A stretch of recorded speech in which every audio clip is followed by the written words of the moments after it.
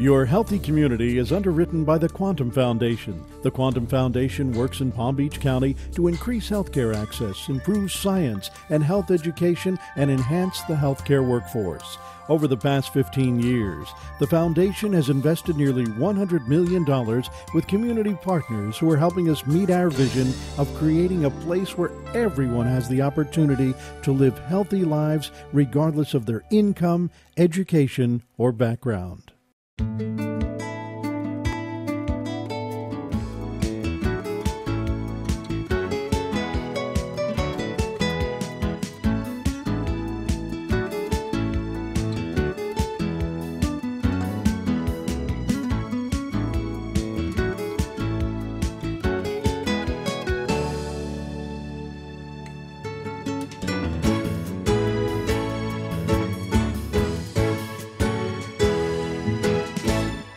Good evening and welcome to Your Healthy Community. I'm Toni May. Tonight, as you get ready to head out for dinner, maybe at one of the fabulous restaurants in South Florida, or cook a dinner for your family, you may want to pause and think about all of those around you, perhaps in your own neighborhood, that don't have the luxury of food on their table. Tonight, my guests are trying to change that. Welcome Perry Borman from the Food Bank of Palm Beach County and Pam Cohoon with Cross Ministries. Nice to see you both. Thank you. Now, the organization that you've created is really almost like a rebranding. So let's talk about the Food Bank and some of the goals and mission that you have with it. Sure. The Palm Beach County Food Bank, as you mentioned, is a new brand, and for the last 7 or 8 years, there's been an operation in the county that has been referred to as the community food trucks. Last year, that operation distributed about a little over 4 million pounds of food to over 100 agencies that take on the responsibility of feeding the hungry. And the need in the community is closer to 40 million pounds. So we are wanting to invest in this organization, grow it, and really try to capture more food that we can distribute to more agencies. And Pam, you have been very close to this issue, I know, for years in Palm Beach County. When you hear a number like 40, the need is 40 million pounds, I really want to emphasize, I can't even fathom how much food that is, but I can tell you that's got to be a lot of families that are hungry. Right. Correct. There are a lot of families. 1 out of 3 children in Palm Beach County is hungry. There's over 50% of the children in the school system on free and reduced price lunches. Food stamp applications have gone from like 55,000 people to 165,000 people in the last, 3 years. Wow. How can a system, be efficient enough to take care of this problem? I know, as you said, 100 agencies or more. There's agencies we probably don't even know about that are doing little, small food dinners for the hungry at their church or whatever. How can you ever meet this need? Is it almost too overwhelming when you think about it? Well, I think the 4 million, 40 million, it's big numbers that we're talking about. But we've got a lot of things going for ourselves in Palm Beach County. I mean, a lot of people don't realize, but we're living in the richest agricultural community east of the Mississippi. Through the relationships that Cross Ministries have and the work of the community food trucks, we have relationships with maybe 12 or 15 farms where we're actually getting surplus donated produce or produce from the Cross Ministries gleaning program.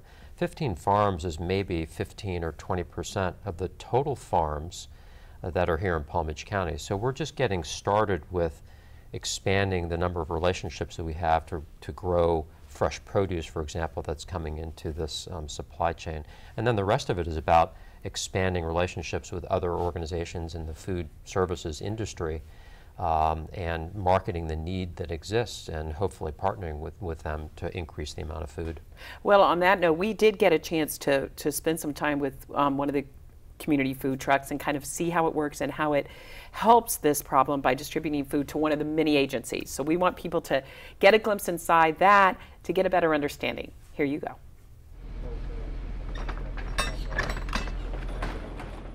Each day, this truck pulls into J Ministries in Riviera Beach with a load of hope for the hungry. The food being unloaded here will end up on the plates of men in their recovery program and dozens of local families who have nowhere else to turn. We make boxes twice a week, and we feed anywhere from 40 to 80 families twice a week. Each month, they can come once a month, and each Tuesday we feed about 80.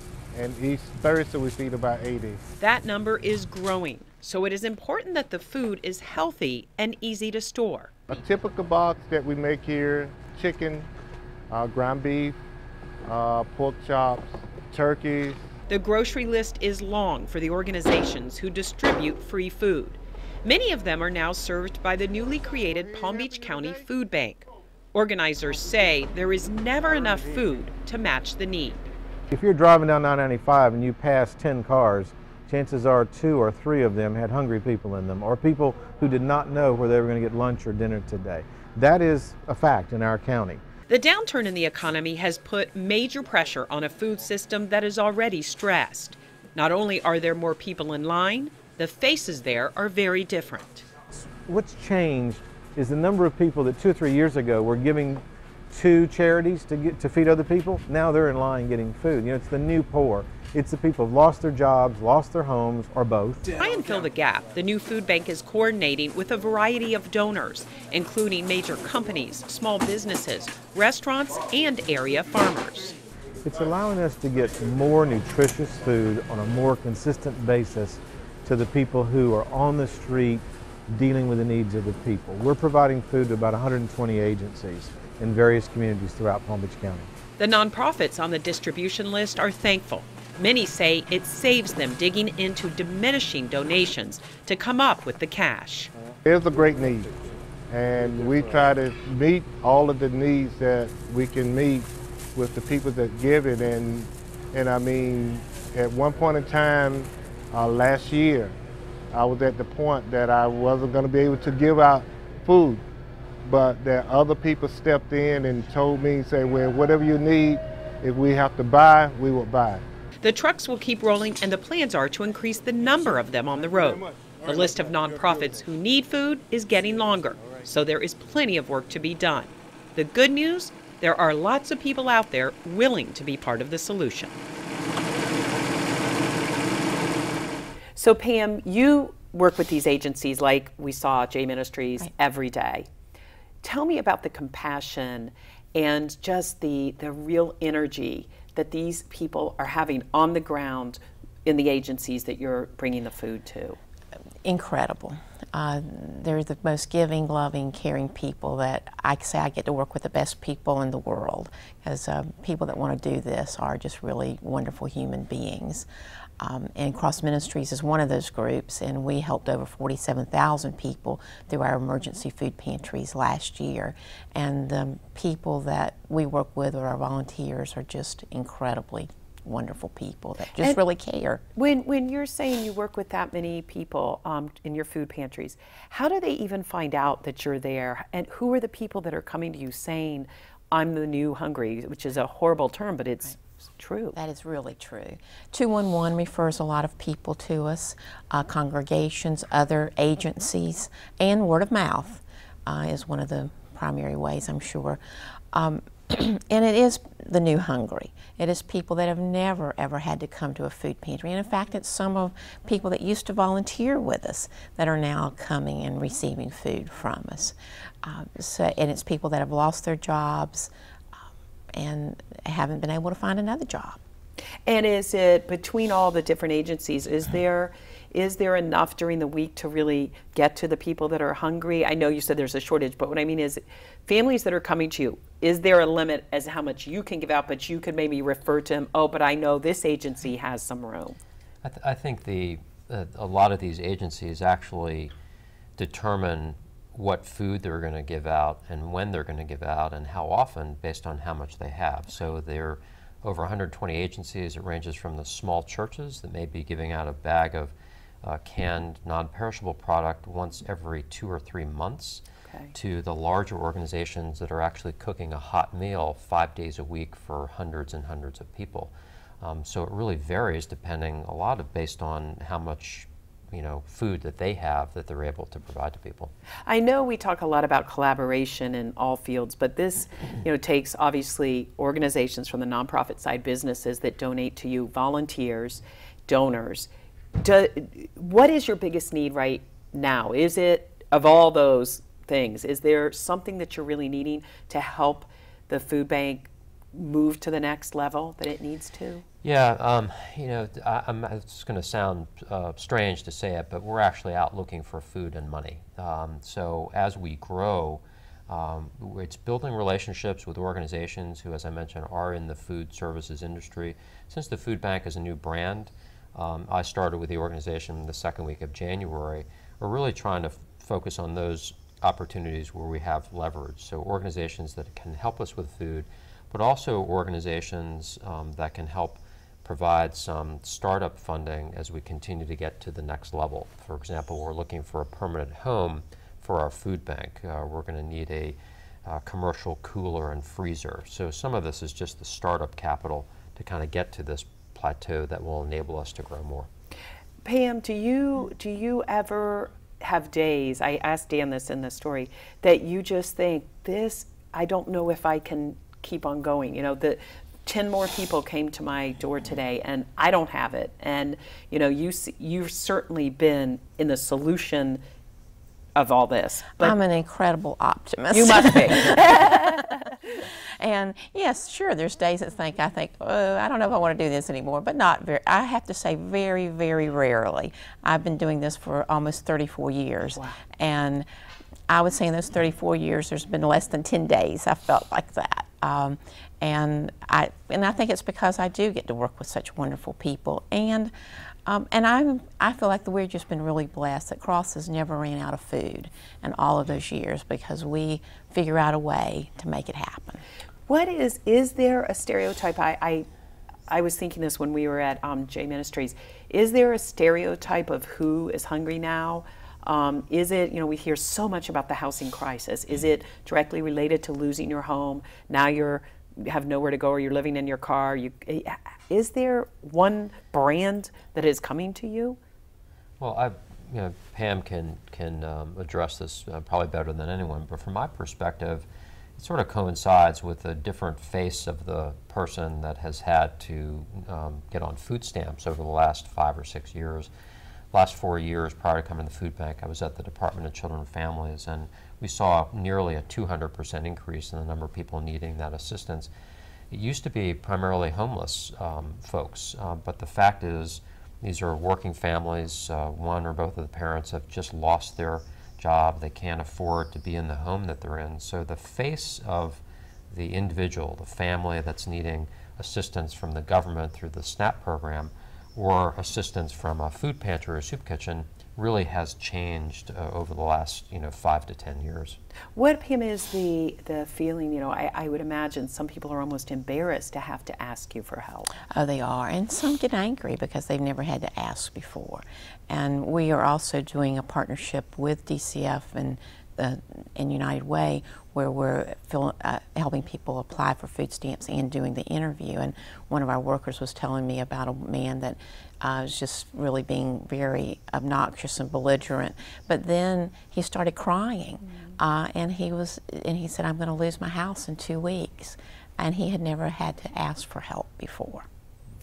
Is there a system that would work better, that would help, get this problem solved? Or is it just what you're doing now, a collaboration of those who care the most, it seems, trying to get the businesses involved? I mean, is there an answer you've looked at beyond Palm Beach County walls, is my question? Well, I think that the big opportunity for us, certainly in the short term, is to really bolster the wholesale distribution side of this equation.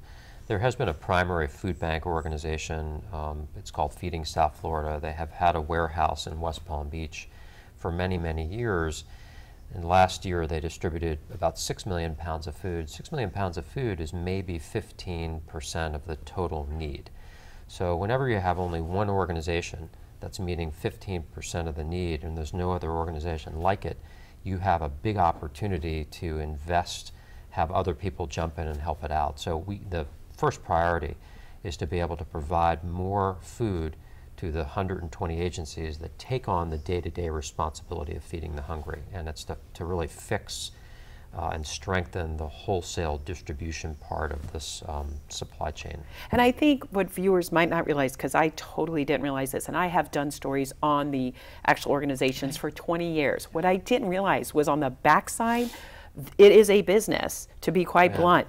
Finding the food in all the different places that's donating it, getting on a refrigerator truck, making sure you follow health standards. Right. I mean, it's really a business. Yeah, I mean, our vision, I mean, it parallel to the sort of the private sector, and that's to take if you took the food portion of Costco, combine that with what Cheney Brothers does, that's really what we aspire to be. And we have a defined set of customers. Our customers are the 120 agencies that take on the responsibility of feeding the hungry, and they need more support and they need more food. And just like Cheney Brothers and all their competitors are meeting the needs of their customers, we need to do a better job in meeting the needs of our customers. We know the need, Pam. We know you're trying to help there, but what about the output of support? You know, do you feel this community is a supportive community? Yes, I just feel like this community is a generous community, and my comments about Palm Beach County is whatever we decided to do, we can do. Yeah, I've just in the last 6 weeks since I started, as I've been out meeting with companies for a variety of reasons, some people have never been asked to help. So I've run into organizations that are actually in the food services industry who really weren't aware of the issue, but have also never had people come to them to ask for assistance. And so, you know, if we don't ask, we're not going to get. Right. So we just have to start asking more. Well, I want to give a few moments for your information to go on the screen. So exactly what you just said. If you're in the position to help, either money, donation of food, or volunteers, I know we always need volunteers at these different organizations. I'm going to give you that information. Thank you so much. It's a great effort, and it is well needed. Thank you. Thank you. Here's that information. Jot it down or log on to the website, which will also be on the bottom, quantumfnd.org, and we can send you more information from there. We'll be right back.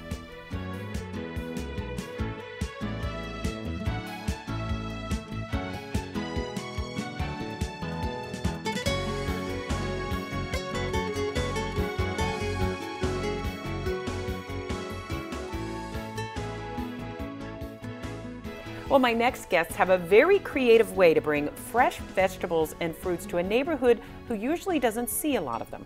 Welcome, Peter Robinson from Mildly Delirious. You're the president. I am. And we know you best as the Green Market Guru. Oh, well, thank you. Nice to see you. Toni. And Daniel, you run the Westgate Green Market Express. That's right. So before we get to Westgate Green Market Express and what it is, tell me why you were kind of looking at this neighborhood, this area, Westgate, West Palm Beach area, and thinking, you know what, they need some kind of green market there. Well, actually, Toni, I was approached by the CRA Westgate, and they wanted a permanent green market site. They'd looked at the other markets in Palm Beach County, and they got my name and they called me and asked me if I could work with them on building a green market site.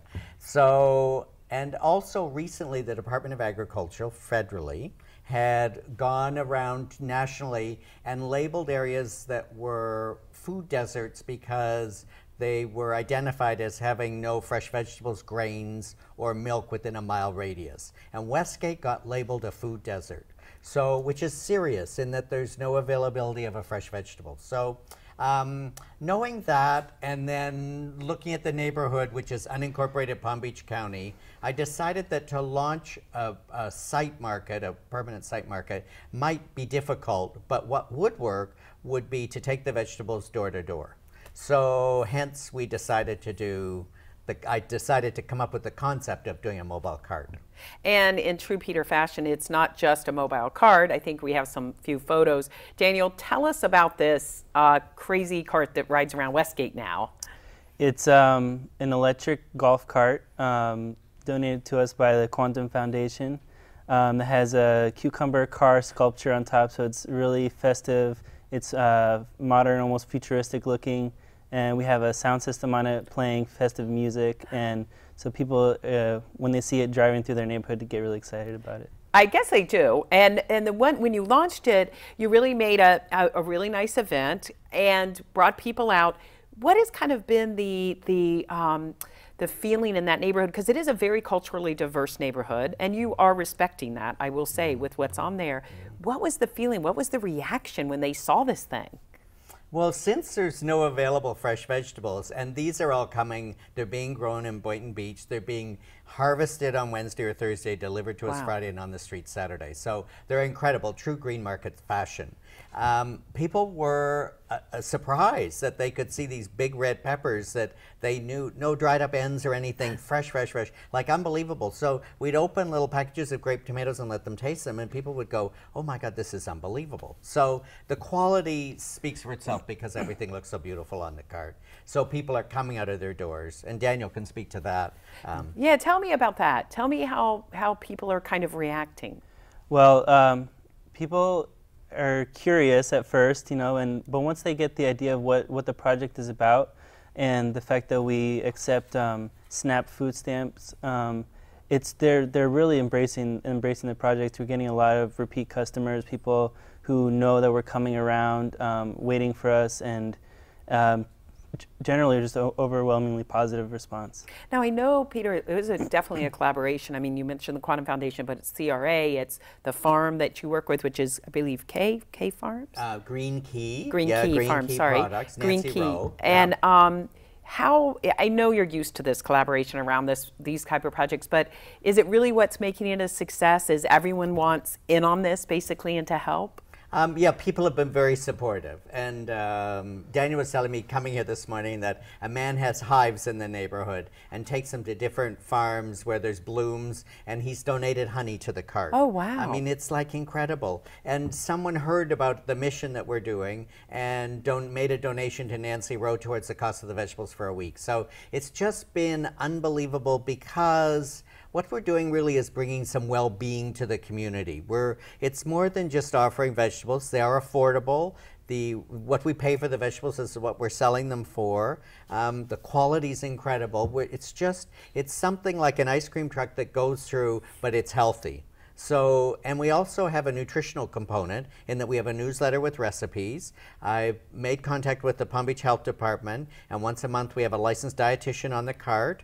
And we've had bilingual dietitians on the cart actually in the past. Great idea. So people can ask questions about health and the specific vegetables, and we're going to start doing some tastings of different salsas just to sort of be a little more educational on the cart as well. So it's not just sales of vegetables, but it's really well-being for the community in all aspects. And Daniel, I love that thought because maybe just the cart driving through there that somebody cared enough to try to bring them healthy foods is making those neighbors feel a little more, you know, comfortable and a little more cared for. Do you get that? Because you have one-on-one with them, I know, driving that cart through.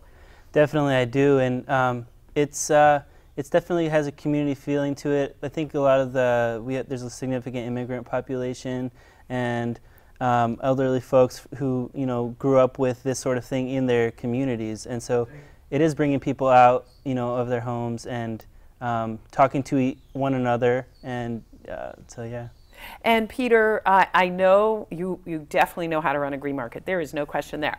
I know this was a lot of work getting this cart up and engineering it specifically. Right. Now that you've gotten over that hump, do you think that this is something you would reach out to other food deserts in Palm Beach County and maybe try and do? Oh, I would love to do that.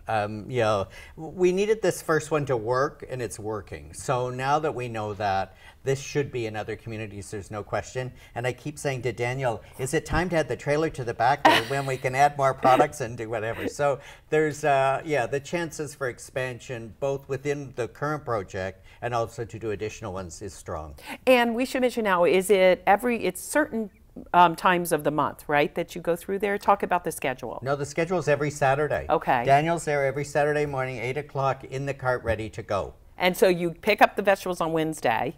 They're delivered to us Friday. Okay, Friday. And then they're loaded on the cart Saturday morning. Daniel makes a beautiful presentation on the cart so it looks like a true farmer's market. And he gets in the electric golf cart and off he goes. And are you kind of, I love your analogy, are you kind of like the ice cream man when you play that music, they're coming out of their doors? Yeah, and especially the children come out, they're really excited about it, dancing and running alongside the cart sometimes. And what's really great is I just read an article about kids and vegetables, seriously, and that if you can get them to taste them at a young age without making it ew, that they will grow up loving them. I mean, and this is really probably helping that. Do you have kids that never tried certain vegetables before? Yeah, I mean, there are certain, culturally specific vegetables that people look for, and then there's other ones that aren't as common that I put on the cart and try to encourage people to try different things. They'll say this is similar to one certain thing, and there's a lot of people are adventurous and they'll try new things. Well, congratulations. You have done. I mean, I know I saw the original plans and I thought, really, a cucumber on top and this is going to work, but it came out so adorable. And I really love that it's, as you said perfectly, Peter, bringing more to people than just, a tomato or a cucumber. How does that make you feel? Well, I'm happy that it's been well received because you never know. But I think when you conceptually define something, and we knew that we wanted it playful and driven to children and adults, and to have a high visibility in the street. And the one way to do that is to add a sense of humor. So that's how I designed this, that's what we did, and it's proven to be worthwhile. It certainly has. Congratulations to you both. Thank you. Thank you. Thank you for joining us. We love bringing you great stories like this about your healthy communities. If you have one, you can email me. The email is on the bottom of your screen. We'll see you again next time right here on Your Healthy Community. Until then, make it a safe and healthy week. Good night.